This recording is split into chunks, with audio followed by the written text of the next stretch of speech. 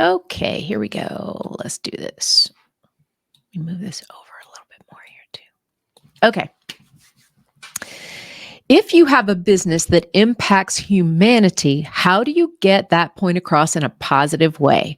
Today's guest is Ken Alston, the author of Real Circularity, the practices and approaches to turn theory into reality. His mission is to create or spotlight more sustainable brands that are positive on the environment and humanity while allowing for massive growth. Today, we'll learn how he became a well-known speaker and author on the topic of sustainability. Welcome to Be Bold Branding, Ken. Thank you. Glad to be here. We're so happy you joined us here because we want to know more about this. Sustainability is something that is very big, I think, in any kind of growth or, of a company, right? Whether you're a one-man show or a giant conglomerate, right? But let's start first with your interest in it. How did sustainability and this thought process, how did you end up in this space? Well, it is an interesting question, I think, because it happened somewhat by accident and somewhat by design. When you plan your career, you might, when you're a kid, you get told, well, what do you want to be when you grow up? And you might say, I don't know, fireman or, policeman, whatever it might be. And you just say what comes into your head, or you might have some career guidance, right? When you get a little older and you go through school, certain grades, they'll start to give you some advice.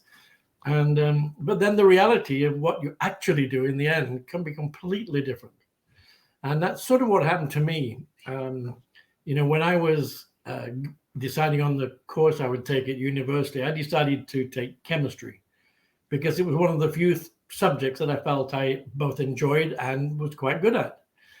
And I was advised by my counselor to go to a particular school that wasn't too far away from where I lived. And I said, no, thank you.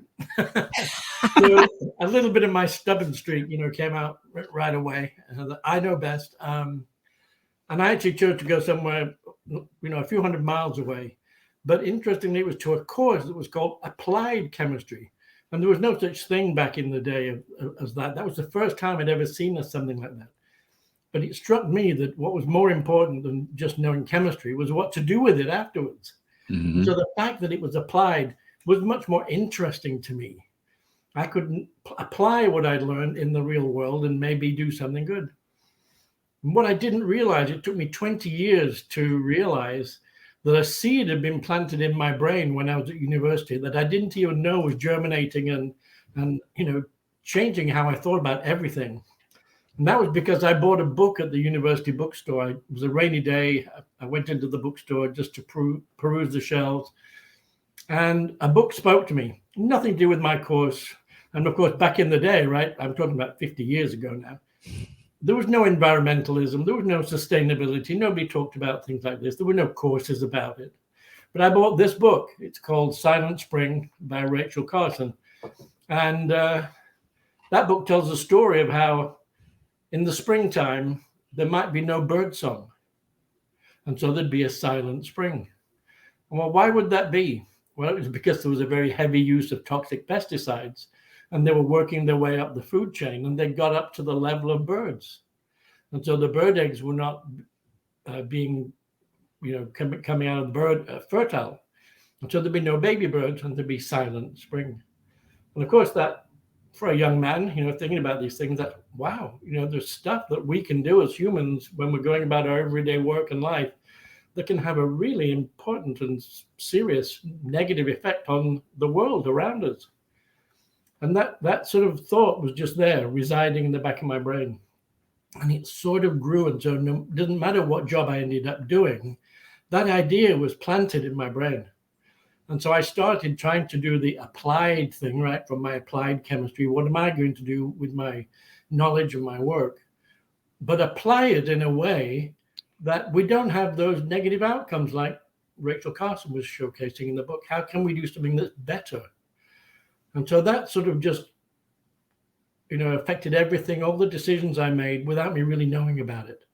And I only really realized that it probably traces back to that book when I moved from the UK, where I was born, and came to work in the US. And of course, you pack up all your belongings, you put them on a ship, they get sent over, and then you've got to unpack them all again. And lo and behold, I'd rediscovered the book. that I'd bought all those years ago. And so it was sort of by accident, but everything I thought about, everything I tried to do, always had this little edge to it about, well, how can we do it better? Mm-hmm. Yeah, those stories are always interesting to Tanya and I, because we deal in personal brands, and personal brands are built by persons, right? They're the story of the person that is, and we love those backgrounds that tell us how did you ended up here. And it is sort of like a universal human theme of people that explain what you just did. Like I made some plans and I started walking in that direction, but then this earmarked. And so we always love those background stories, because we just feel like those experiences, literally lead us to exactly where we're supposed to be, even on this podcast, which is pretty awesome. Who could have said that I was going to be a global thought leader on things like sustainability when the concept didn't even exist at the time? At the time. Plan that. Right.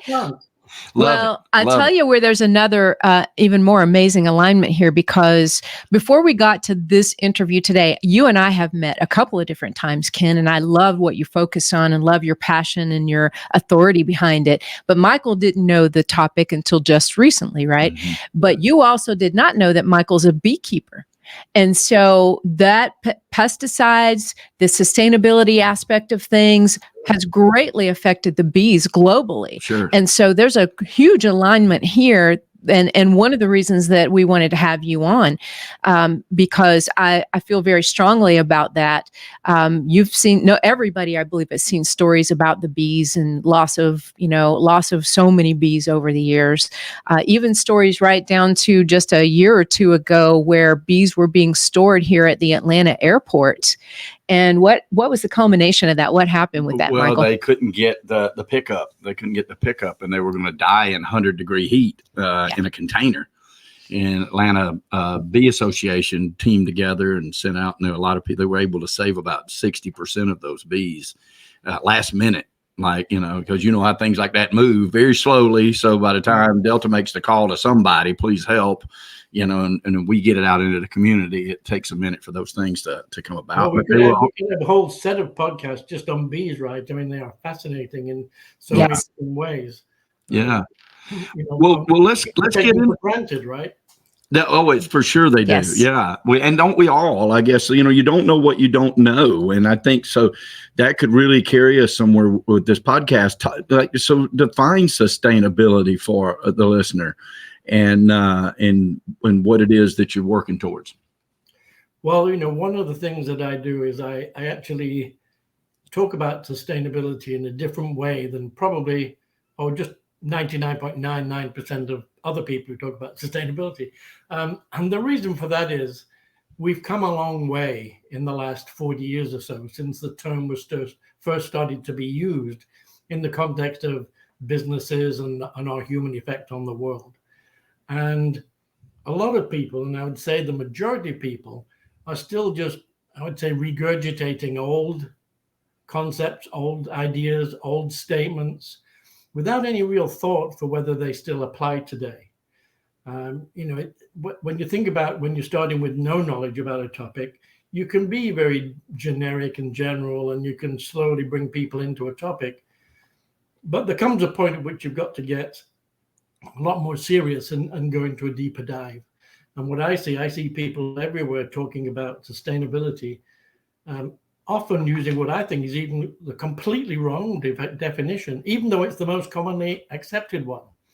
And I'll give you an example. If you ask most people what the definition of sustainability is in the context of today, they would say it's meeting the needs of today without compromising the ability of future generations to meet their needs. Right? We can't have a big party today and have what we want and don't care about whether there's a world left behind for our kids and our grandkids, basically. And this is the classical definition that you hear people using all the time. And yet, for me, that's not the definition of sustainability at all.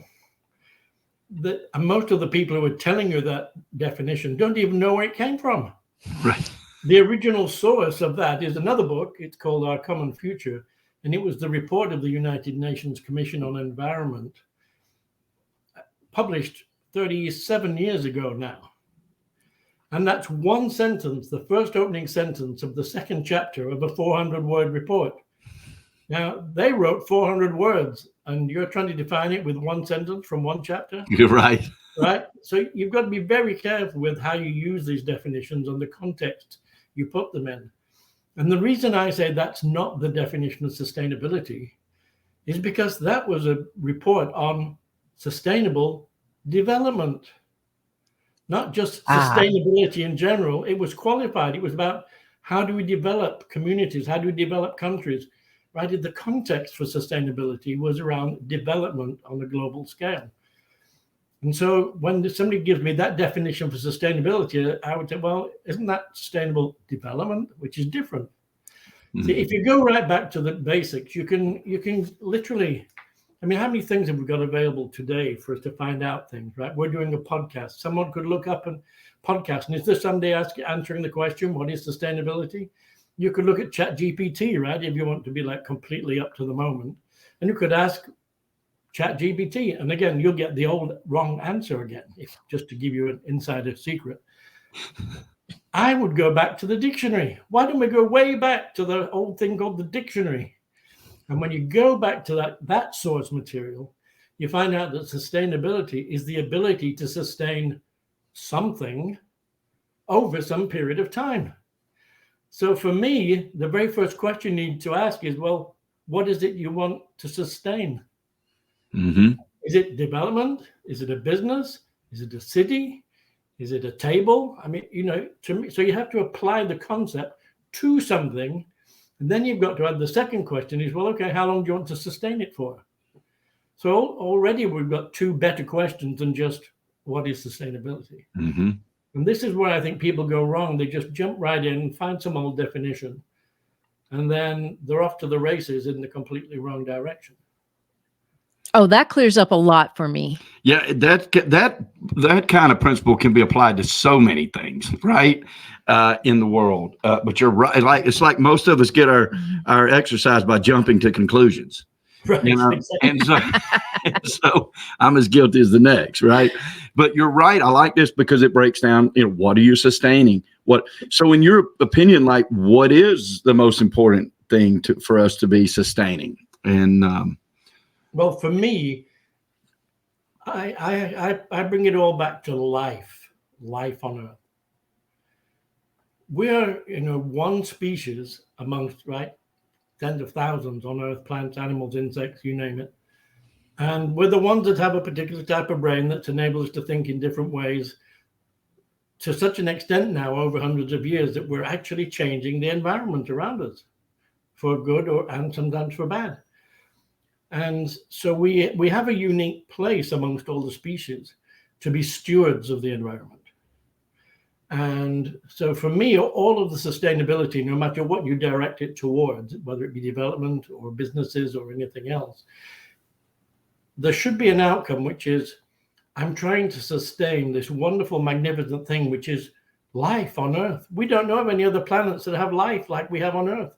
We have this unusual circumstance where we have an atmosphere and we have a sun giving us energy and all of the different, manifestations of how the stars and the planets are aligned, that we have growth of stuff on Earth, organic growth. We have plants and animals and so on.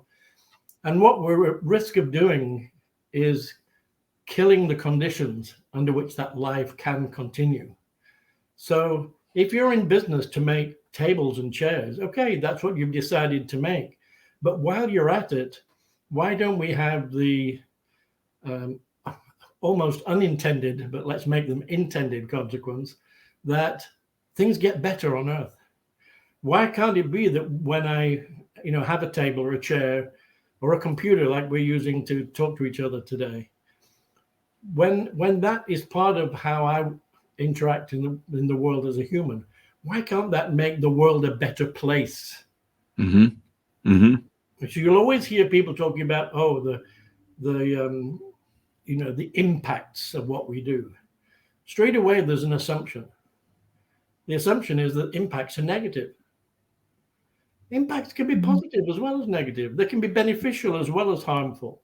Yep. Why don't we pick the ones that are beneficial and harmful and say, well, when I'm making my table, my chair, my computer, my whatever, I want to also have a positive, beneficial impact on the world and helping to make the world a better place and to make it, allow the conditions for life to blossom. Mm-hmm. Mm-hmm. Yeah, even if it comes down to like recycling the byproduct of that, right? Like, is that the kind of practicality we're talking about here? I look at that like the acumen of the hive, of the beehive. Let's bring it back to that. The bees don't waste anything. Everything they touch is better because they touched it. Right. They even protect each other, crawling over each other from external elements that are out to get them. Most people don't even realize they have, when they're flying, they actually have an electrical charge on their bodies. And the flowers have the opposite charge. And when a bee is flying around, obviously its eyes are compound eyes. They're different than our eyes. They see the world differently than we see the world. Yep. Right. And they can see, oh, look, there's a flower. And also the charge, the electrical charge that's around the bee and around the flower attracts them to one another. Yes. And then when the bee touches the flower, that electrical charge is somewhat neutralized and cancels each other out. And so that flower is now saying to the next bee that's coming along, hey, don't bother coming to me. Another bee already took the nectar. Yes. I mean, there's all sorts of, detailed stuff going on when a bee just happens to go on a flower that most of us never think about and don't know about. Is that circular economy? Is that what we're talking about? The circularity is about, nature, all of nature's processes and modes of operation are inherently circular, right? There is a period, there's a creation, right? You have to have, the queen bee has to lay an egg, right, for there to be a bee. So there's got to be a whole process around creation. And you can imagine when I'm talking about this now about bee language, we can apply it to business. There's a business parallel to everything I'm about to say about a bee. Right. So this is where I translate, how the world works into how a business works. So we've got to have a creation. There's got to be a way in which the hive forms and the queen bee is looked after and fed, and so that she can lay eggs, right? And then the eggs, hatch out, and then the worker bees, and they've got all their different jobs to do. But at a certain point, they die, right? They grow to maturity. The egg grows to a mature bee. It fulfills its function for some period of time, and then it dies. But when it dies, it just goes back into nature, right? Because it was made from nature, and it goes back into nature. And so the circular process is automatic, and there's nothing toxic ever in that cycle. So it can't be toxic going back into the cycle again because it never was in the first place. Right. So there's an inherent cyclicality to nature that we need to mimic in how we do our work. In business, yes. Yes. I agree with that 1,000%. Yes. That's why I don't ever want to throw anything away. And Tanya is always throwing my stuff away because I'm like, we're going to need that one more foot of PVC pipe. And I have 2 couplings here. And I put this to work. Yes, yes. There's a balance right in nature. Yeah, that's more like it. As well, Yeah. This will be more like a debate rather than a podcast. And this for join us at a later time and date. Okay. That's another topic for another day. That's right. So the other thing about the bee is, and this is where the parallel to business falls down completely. When the bee is flying around and it goes to a flower and the flower is saying, hey, I've got some nectar. Does the bee actually have to pay for the nectar? Is there actually a monetary transaction? No, of course not. No, of course not. There's no economy. There's no economic transfer in nature. But that's how we humans have organized ourselves to, transfer value, right? You do something and I pay you and I pay you, this is the way money makes the world go around, right? Right. But there's none of that in nature. It's all just pure cooperation. Mm-hmm. If I'm a bee, I'm just being a bee. I'm flying around and I'm a worker bee. I'm programmed to do what I do. And that's an end to it. And so this is where the business tensions come in. If we're only about making money, and then all of the other things get left behind and forgotten. Very good point. That's a very good Very point. good point. And this leads us to, I want to talk for a moment, Ken, about your book called Real Circularity, The Practices and Approaches to Turn Theory into Reality. Tell us why you wrote that book and what is the main message that you hope to get out about that book? Well, I wrote that book with my co-author, Shayla Khan in the UK. She's from the fashion industry. And right now, there's a lot of negative talk about the fashion industry. There are a number of companies that are being vilified for good reason, that the amount of T-shirts and apparel of all different sorts that are being pushed into the marketplace is so great that there are mountains of waste. There's mountains of unsold stuff. All of the negative impacts that come from the way things are made, it's just too much, basically. And so the fashion industry is pretty much under the gun right now. And I started working with Rachel about a year and a half ago. We just two people who came across each other and got on really well together. And so we've been working in her domain of fashion and tried to help companies, particularly small and medium-sized companies that don't have access, or they're not of a size and scale that they can have their own chief sustainability officer and a whole set of staff to deal with these things.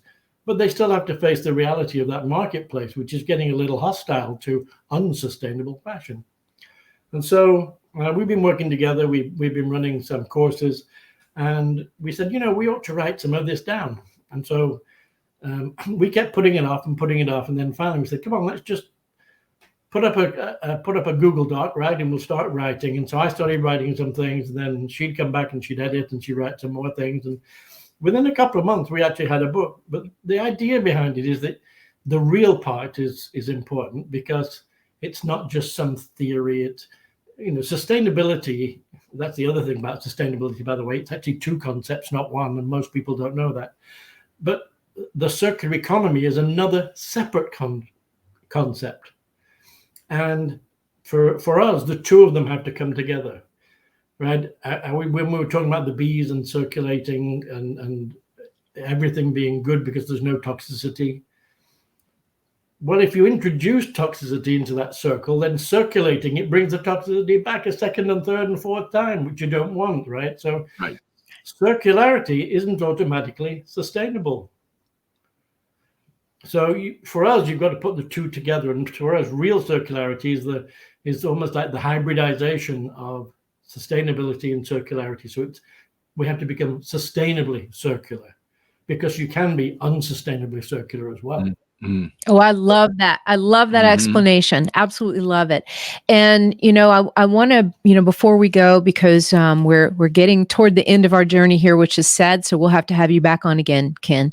But sure. I do want to know this. So when you and I talked earlier, I said, hey, Ken, which businesses seem to be the easiest, the most willing to jump on board the sustainability train? And this is kind of where we made that personal branding connection as well, because you said, hey, companies with this forward-facing personal brand that they want to be known for being environmentally friendly or supporting sustainability.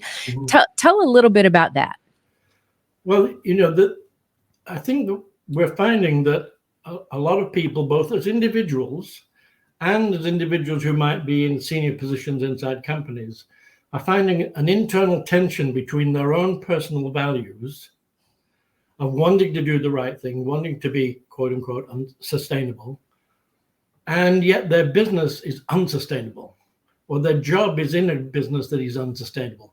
And you feel bad about going to work and doing this because you're making a negative impact on the planet, and you don't like that. And so there's a real internal struggle that you have. And so part of what we're doing is helping people first understand what sustainability and circularity really are. And then you can breathe and say, oh, okay, now I understand it. Now I can start looking at, well, which bits can I change? Some things I can change quickly. Some things take more time.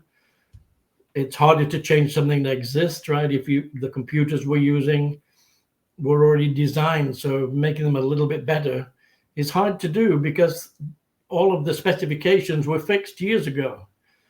So there's going to be another generation 3.0, 4.0, 5.0, right? So let's start building into those future generations improvements so that over time things get better. And so it's a combination of individuals who are feeling this tension, business owners who are understanding that the market's changing around them. There are regulations coming on some of these topics that are going to force them into action.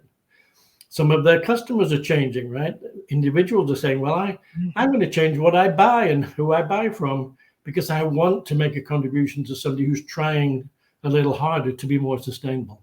They may not be there yet, but they're doing more than the other guy. And so I'll pick them. So there's a risk that your market will move away from you. And there's a risk that governments will legislate you to change anyway. So why not jump on board and no matter what business you're in, start understanding how your business fits in this whole picture.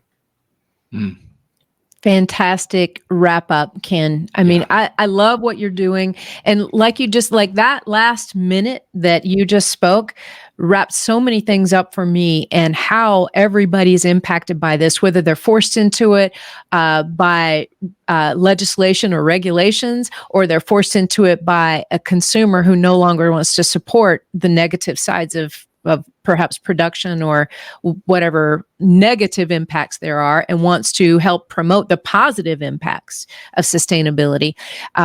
It's fascinating. And I loved the connection of the bees here today because I love the circularity of that and sustainability. And if there's one, thing on earth that really stands for probably circularity or sustainability more than anything, it probably is the honeybees. I would say so.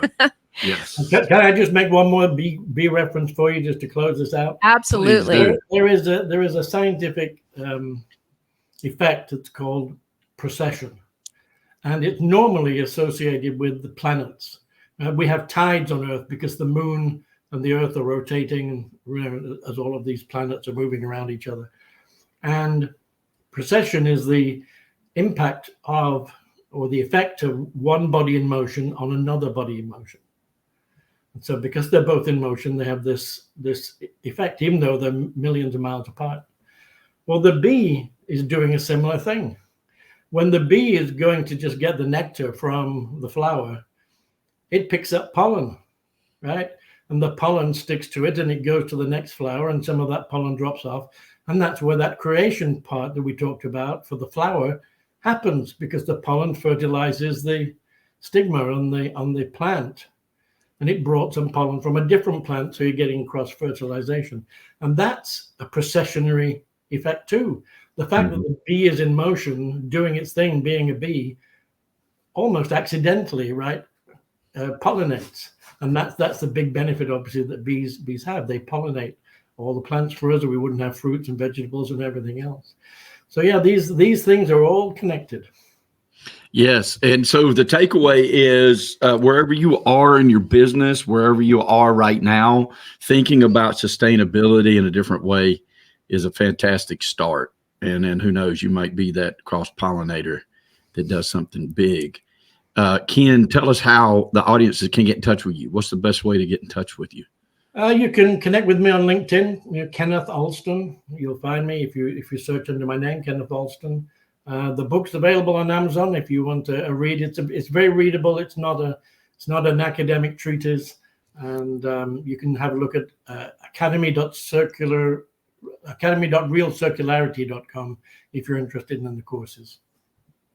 Very good. Ken, thank you for spending time with us today. It's been a pleasure to meet you and get to know you, and we appreciate your time. Yeah. My pleasure. I love the bee connection. Magnificent. Yes, we do too. I got one more question for you as we close out. Okay. If our listeners have the freedom to visit anywhere on earth, which place would you recommend and why? I might think about going to the Netherlands, because the Netherlands was one of the first countries that really got a hold of this idea of what I'm calling sustainable circularity. In a previous job, I worked with the co-authors of the book Cradle to Cradle. I was the chief of staff to one of the authors, and I ran the consulting firm for 17 years. And these ideas of circularity have had different names over time. But the folks in Holland, I don't know if it's because they, have always historically had their fingers in the dike, right? They're below they're below sea level, and so they're very concerned about what happens to the ocean rise and environmental things generally. But they got a hold of these ideas very early on, probably 15 or 20 years ago. And there's a lot of what I would call real circularity happening in the Netherlands. Just to give you one example, I'll give a shout out to a company called Mud Jeans, M-U-D, Mud Jeans. They don't sell you jeans. They will rent you jeans. And then when you finish with them, they take them back. And so there's the circularity. So it's a completely different business model for you having a pair of jeans. Oh, wow. Fascinating. That is fascinating. Yep. I love that. I love that. Okay. Especially considering how many jeans I have with holes in them that I should probably do something. Patch them. There's a company called Rebel Patch, right? You can patch them and make them last longer. There you go. Right. I'll tell a personal story. I do. I believe in iron-on patches. I patch my jeans as long as I can, but I think it's just because I'm really tight. You're a good steward of the environment. You're amortizing any damage that was done over a long time period. It's a good thing to do. He There is you go. participating in circular sustainability. You didn't even know it until I met you, Ken. No, thank you so much for your time, Ken. We really appreciate it. We're going to have you back on because this is such a big subject. We need to continue the conversation on it. Anytime. Okay, that's good. That's a wrap. All right. We'll edit it from here. Ken, awesome. Fantastic interview. And you didn't know about the bees and you didn't know about the sustainability before we got here. No, and I thought, I'm going to connect these two. It worked well. Mm-hmm. Yeah, very, very well. Yes. Hey, I wanted to ask you, were you able to connect with any of the podcasters that we introduced you to? No, nothing came of those yet. And Ken, before you get, I'm sorry, just forgive me. I've got to go get ready for 3:00. And so I'm going to exit out right here and Tanya will take it from here. Thank you. It was a pleasure to meet you. Good to meet you. See you again. Bye-bye. Yeah. Who was it we introduced? I joined the Hounds. Oh, I didn't go to one okay, of those perfect. sessions. And I've got a session booked in a week or two's time to get more into it and understand it. I'm not fully, understanding how we're all helping each other right through. Yes, but you will. He'll explain all that in the orientation stuff that he does. I think they're called town halls or something. Maybe not. Orientation, maybe. I can't remember what they're called, but it's a phenomenal community of really, really good people who will lift up and support each other, share each other's content, like it, comment it, kind of. So that's really like at the core of everything, right? And you can consider that like circular content, right? Exactly. So yeah. Great start there, and it doesn't cost you anything to be in the Hounds. So, and I can't recall who else we introduced you to. No, I'm having a senior moment. I don't remember exactly who.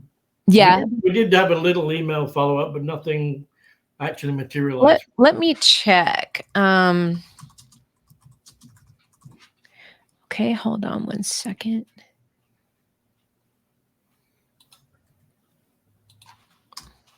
See if I get copied on some of these. Some of these I may not get copied on because I don't do the introduction emails. That's Clara. I'll check with her afterward and see if making sure that we get you out there on some. We need to just double back on something. Yeah, I know it is. It's hard to find exactly the kind of audience that you're trying to tap into on podcasts that we've been on before, because they had us on about personal branding. And so there may or may not be really good matchups, but I know that's one of the reasons we introduced you to Mike to be in the Hounds, because there are people from all walks of life, and they may not have us on because we're not their topics, right? We don't align very well with some of them, but they might align really well with you. Mm-hmm. So we'll check into that, but thank you. And I appreciate you spending time with me earlier. And if there's ever a point where I can really help you dial in or, figure out a direction that you may be unsure of, definitely don't hesitate to reach out. Okay, we'll do. All right. Thank you, Ken. Have a good day. Bye-bye.